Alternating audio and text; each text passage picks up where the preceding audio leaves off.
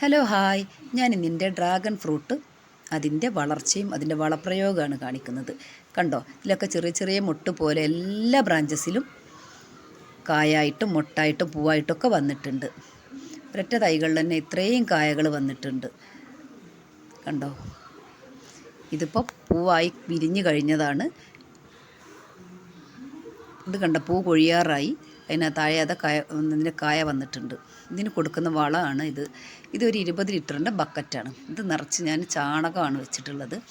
ഇതിൽ മിക്സ് ചെയ്യുന്നത് 1/2 kilo കടലപ്പിണ്ണാക്ക്, 1/2 kilo വേപ്പിൻ പിണ്ണാക്ക്, 1/2 കിലോ എല്ലുപൊടി.